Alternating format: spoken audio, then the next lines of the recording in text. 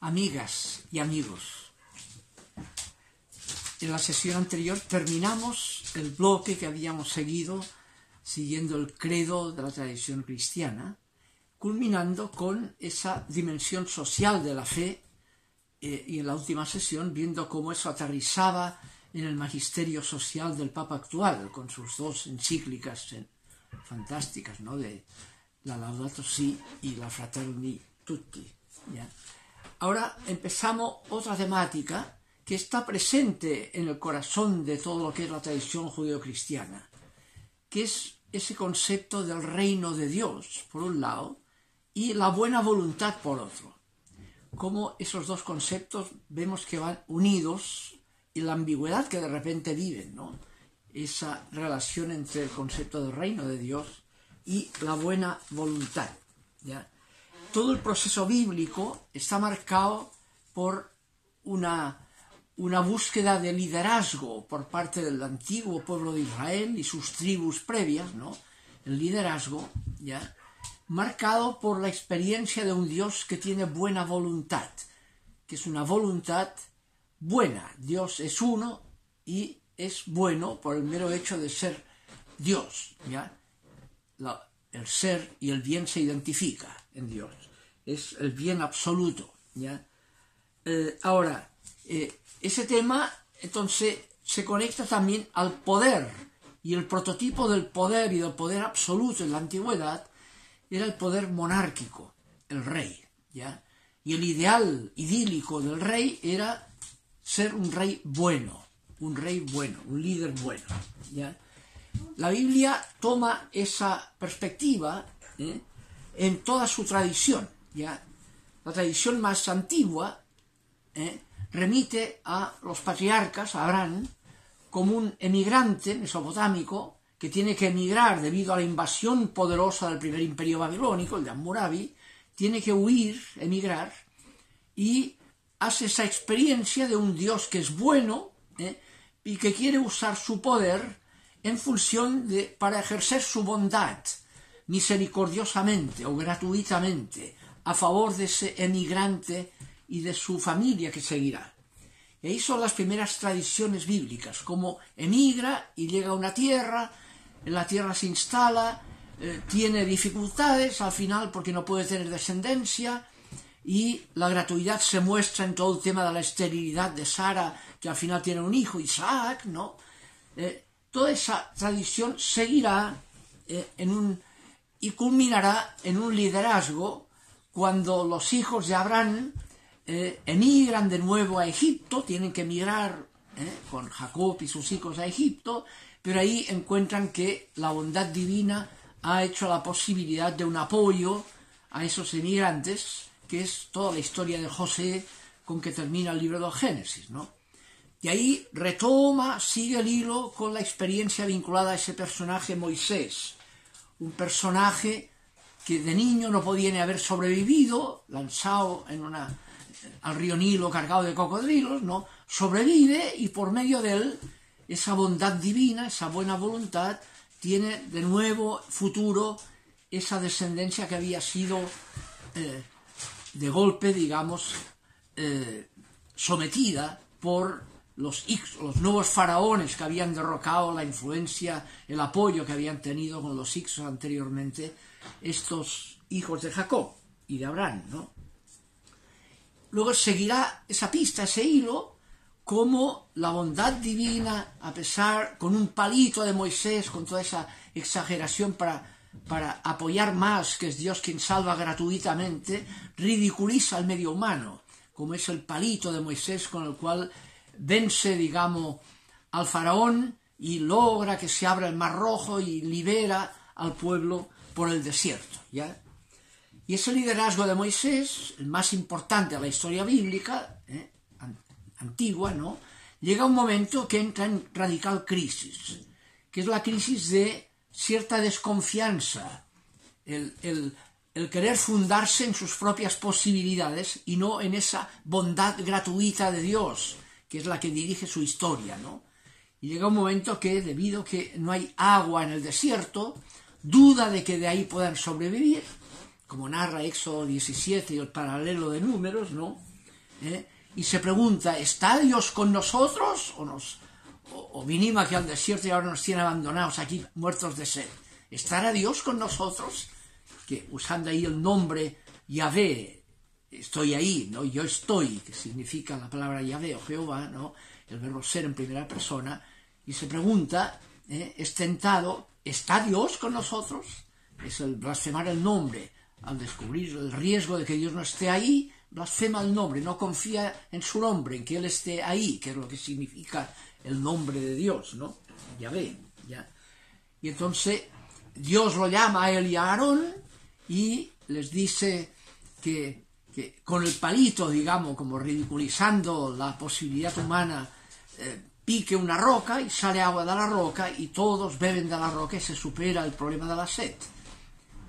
Pero Dios llama de nuevo a Moisés y a Aarón, como narra el Números capítulo 20, y les dice, porque ustedes no han santificado mi nombre ante los hijos de Israel, han dudado de que yo estuviera ahí, y dudaban entonces viendo su incapacidad de resolver el problema, ustedes no pueden ser los guías, no pueden conducir en la línea de lo que Dios es, y mueren en el desierto. Y es sustituido Moisés por otro liderazgo, que es el de Josué. Josué santifica el nombre. Cuando vienen los espías de Jericó diciendo que no hay nada que hacer porque en Jericó están la policía cananea es muy fuerte, no pueden, es cuando emerge, digamos, Josué para confesar, Dios está con nosotros, no importa, y él santifica el nombre, y eso hará que sea él el nuevo líder, el que conduce en la línea de lo que Dios es, de la confianza de que Dios está ahí, santificando el nombre, Dios está ahí. Y viene con Josué la conquista de Jericó, se caen las murallas solas, digamos, tocando las trompetas, toda una exageración de teología de la gratuidad, ¿no? Y se instalan ya ahí las tribus antiguas y Josué distribuye toda la tierra de Canaán a las diversas tribus, ¿no? Y cada tribu tendrá que arreglarse para instalarse en la parte que le tocó, enfrentando la resistencia cananea que no quieren soltar su tierra, obviamente. Ahí tenemos ya una ambigüedad en la tradición religiosa bíblica, que es que Dios, si bien es gratuito, digamos, en esa historia está a favor de unos invasores y está a favor de unos que vienen de fuera, como había sido el emigrante Abraham, ahora vienen de fuera y pretenden tener derecho divino para conquistar la tierra de los cananeos que estaban en su tierra. Esa es la forma en que Dios está presente en la ambigüedad propia de la historia humana, de la competencia y las luchas de poder. Está ahí, esta es una forma bíblica de decir eso. Dios está presente como Dios para a la larga ir corrigiendo esa forma como funciona la historia humana por competencia del más fuerte a costa del más débil, ¿no? Entonces, con esa salvedad, el hilo bíblico de Josué termina con la muerte de Josué y la sucesión del liderazgo de Josué por los jueces. Los jueces. En esta historia de los jueces siempre hay, por ejemplo, el capítulo 7 de Jueces, Gedeón es un campesino que no puede hacer nada y el capítulo dice precisamente por eso es elegido como conductor.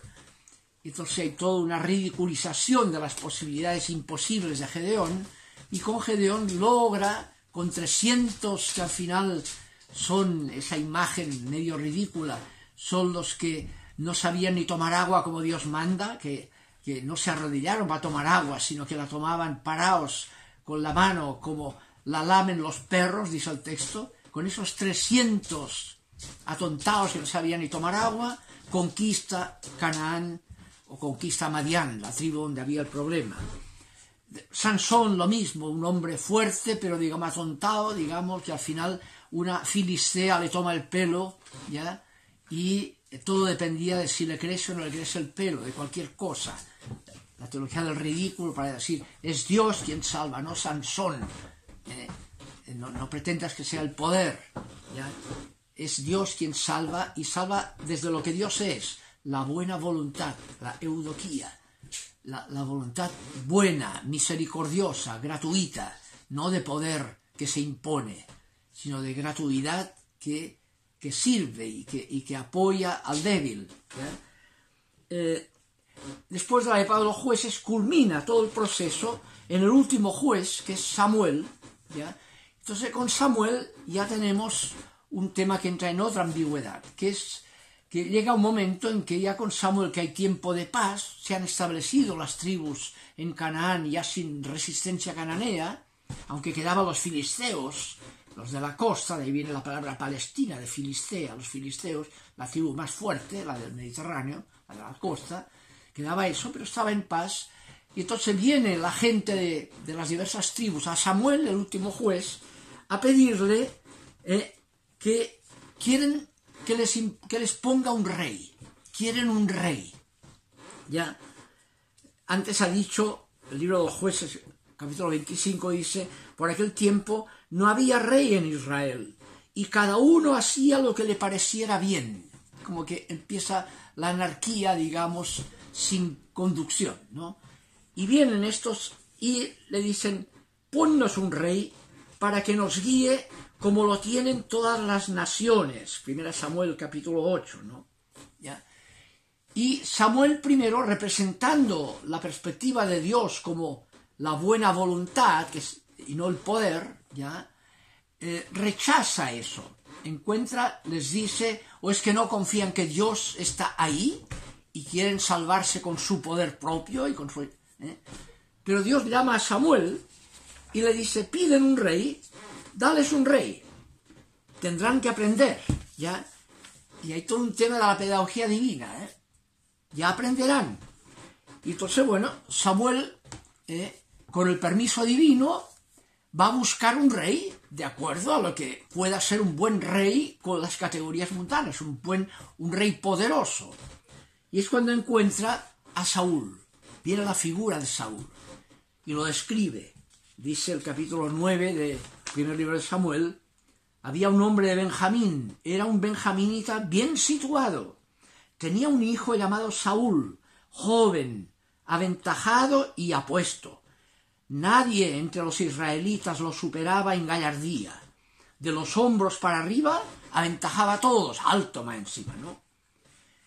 Ese Saúl. Y con este Saúl se entusiasma el mismo Samuel. Con este sí, con esta conducción, este guía monárquico, este rey, vamos a podernos instalar ya definitivamente en esta tierra convertida en reino. Y entonces empieza toda la historia, el primer libro de Samuel. Samuel se engríe de su poder, empieza a pretender eso, y viene entonces en contraste el hilo de la buena voluntad divina cuando llama a Samuel, capítulo 16 del primer libro de Samuel, y le dice, bueno, ¿han aprendido ya con Saúl, que fue de mal en peor? Pues bien, ahora toma el cuerno, llénalo de aceite para ungir, ¿no? Ungir es la palabra Mesiaj, es el primer texto mesiánico del Antiguo Testamento, ¿no? Para ungir como rey a quien Saúl lo he rechazado, y ves donde el Espíritu te guiará. Y va Saúl con el cuerno lleno de aceite y el Espíritu lo lleva a Belén, ¿ya? Que era un vilorrio, ¿ya? Un lugar no muy digno para que naciera un rey ahí, ¿no? De Belén, ¿ya? Y además en la casa donde lo lleva, ya está el padre ahí, le llega ahí para callado, clandestinamente, porque Saúl vive y no le gustará que le busquen sustituto. Entonces dice, aquí vengo en nombre de... Pero que aquí está el nuevo rey que Dios quiere. Y el padre le presenta a sus hijos. Hay uno, Eliab, que lo ve grande, parecido a Saúl, fortachón, y dice, este será un buen rey. Y Dios le dice, Dios mira el corazón, no la facha, no es ese. Y se le acaban los hijos. Y le pregunta Samuel al padre, ¿no tienes otro hijo? Porque no es ninguno de estos, y es aquí donde me trajo el Espíritu. Y el padre le dice, bueno, tengo el pequeñito, eso lo tengo de pastor, ni se lo presentaba, ese no sirve para rey guerrero, para pastorcito. Y bueno, dice, pues veslo a buscar.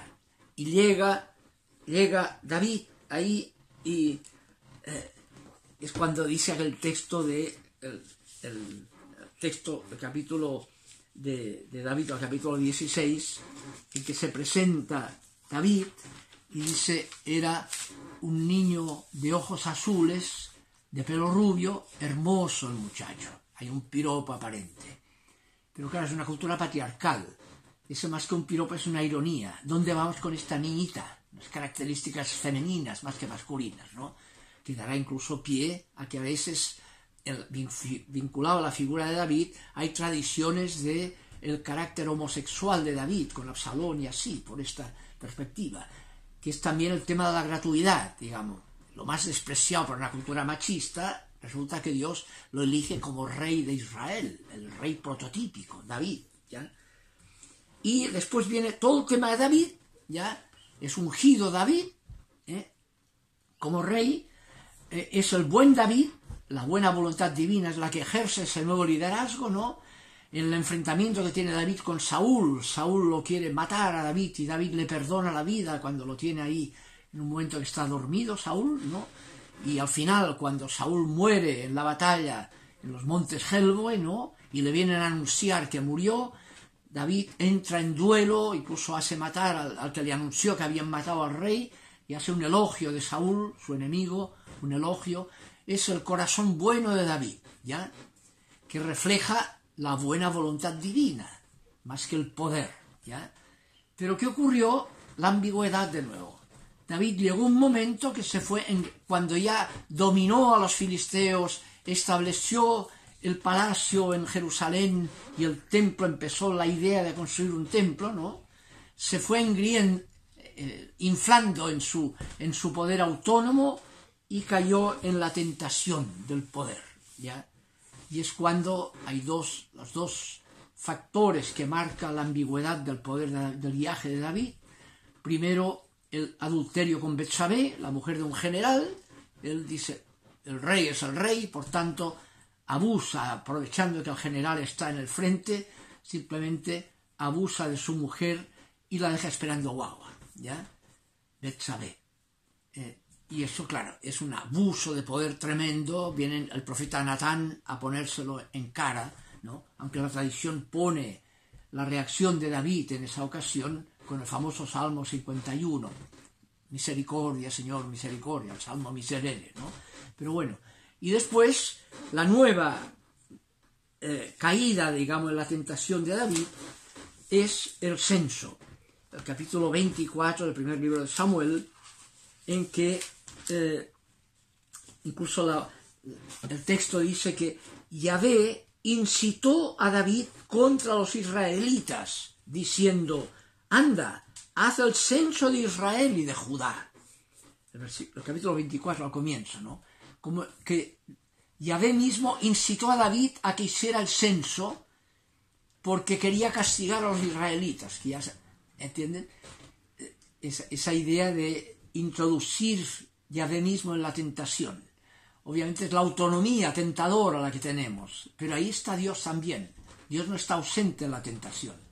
Por eso el libro de Job dice que Satán, el tentador de Job, no viene del infierno, viene del cielo. Es un asesor divino, Satán. Es una dimensión de la presencia de Dios en la tentación. Dios no está ausente en ninguna situación humana, también en las situaciones de crisis y de abusos de poder. Está, como Dios está, para, en su pedagogía, ir ayudando a tomar conciencia de las consecuencias que tiene el abuso del poder, ¿no? Dice, incitó a David contra los israelitas diciendo, anda, haz el censo de Israel y de Judá. Y hace el censo, y ahí es cuando se da cuenta de que él quería ver cuánto poder tenía, cuántos generales y cuán valioso era su ejército, su autonomía poderosa, ¿no? Y eso no le gustó a Yahvé, y empezó David a perder fuerza en su conducción. Aún así, David sigue hasta que al morir, lo sucede Salomón. Y viene lo mismo con Salomón. El gran rey de Israel, Salomón, heredó con paz, ya no tiene que luchar, y empieza el abuso total del poder. El abuso del poder con la reina de Saba, digamos, codeándose con los poderosos de su tiempo, exhibiendo toda su riqueza y abusando de su riqueza, todos los materiales de oro que hace venir en barcos desde diversos lados. O sea, realmente un abuso millonario del poder, Salomón. Y el abuso de la riqueza y de las mujeres, del placer, ¿no? Cuando dice el texto que llegó a tener, tuvo 700 mujeres y 300 concubinas, 1000 en total. Era para volverse loco, ¿ya? Y claro, perdió la cabeza, hizo que ya empezara a haber reacciones internas. Surge un general, Jeroboam, infaltable, que quiere independizarse de ese abuso de poder vinculado a Jerusalén, y no lo logra todavía, huye a Egipto hasta que sabe que ha muerto Salomón, y con que Roboam, el hijo de Salomón, es más atontado que su padre, no tiene dedos para el piano, simplemente no maneja bien la situación por abuso de poder, por pretensión del mismo Roboam, y entonces lo aprovecha Jeroboam para volver del exilio, y por el norte logra la independencia de las tribus del norte, y se produce el cisma entre las tribus del norte, que ahora se convierten en el reino de Israel al norte, cuyo primer rey es el mismo Jeroboam, los reyes de Israel, con el territorio de Israel al norte, las tribus del norte convertidas en reino de Israel, y con el templo en Samaria, el templo de Samaria, ¿no?, el culto. Y en el sur queda Judá, con capital Jerusalén, y el templo de Jerusalén, y los reyes de Judá. Y hay el paralelismo entre los reyes de Israel al norte y los reyes de Judá al sur, el cisma.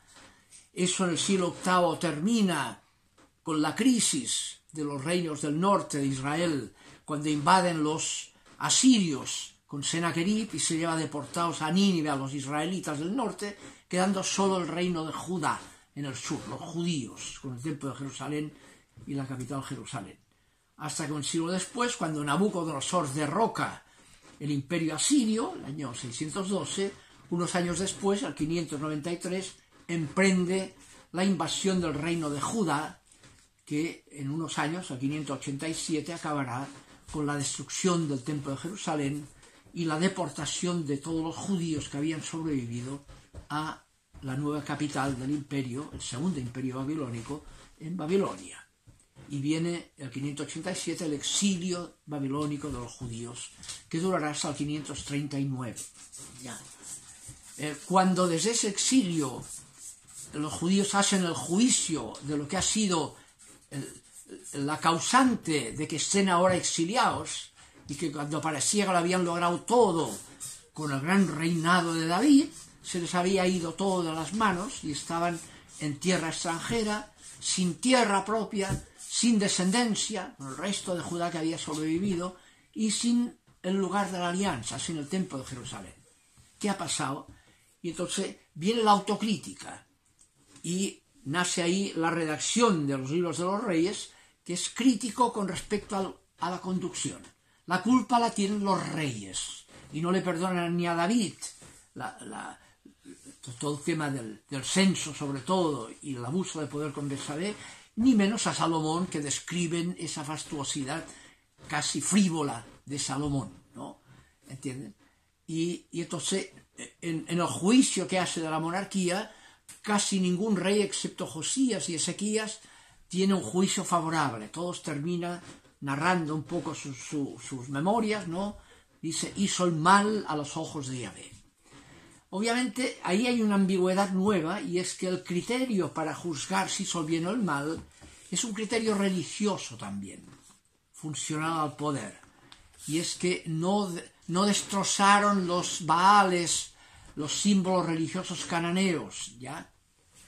Hay un rey especial que es Jehú, en el segundo libro de los Reyes, el capítulo 8, que es un rey que quiere unificar en sus manos Israel y Judá de nuevo, y para eso hace unas matanzas increíbles de la familia del reinado de Judá y de Israel, las matanzas que narra el capítulo 8, ¿ya? Que es un abuso de poder tremendo, digamos, y describe ahí las matanzas, 70 hombres que les cortó la cabeza, y después los 42 de Israel también los asesinó a todos, ¿no? Y Yahvé lo castigó, y sin embargo reconoce pero restauró algo del culto auténtico, lo valora por ese lado también, ¿no? Bien, esa es toda la ambigüedad del exilio. Y ahí es cuando vendrá, en ese juicio de quiénes son las causas que produjeron este desastre del exilio, es el abuso de poder de los reyes y también de los sacerdotes. Y critica muy fuertemente tanto al poder monárquico como al sacerdotal. ¿Ya? Y ahí es donde surgirán dos vertientes que seguirán después en el postexilio: la vertiente de los maestros de la Torá, los rabinos. Las sinagogas surgen en el exilio porque interpretan que ese fracaso ha sido fundamentalmente porque no se cumplía la Torá. No se cumplía la Torá. Y por tanto hay que cumplir a fondo la Torá en todas sus minucias, y ahí volveremos a retomar, Dios nos volverá a dar lo que tuvimos y que perdimos por culpa de no haber cumplido nosotros la Torá, la tradición rabínica. Pero paralelamente surge otra tradición que es la profética, y pone el acento en que la causa ha sido la infidelidad a la alianza de corazón. Y ahí surge el concepto de la nueva alianza.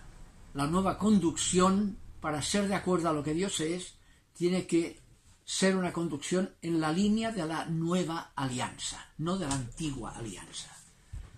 Bien, dejémoslo aquí hoy. El próximo día entonces tomaremos este hilo de la relación entre el reino y la buena voluntad con el concepto de nueva alianza que surge en el exilio babilónico y seguirá después. Seguiremos en eso y en este hilo en adelante. Que estén bien.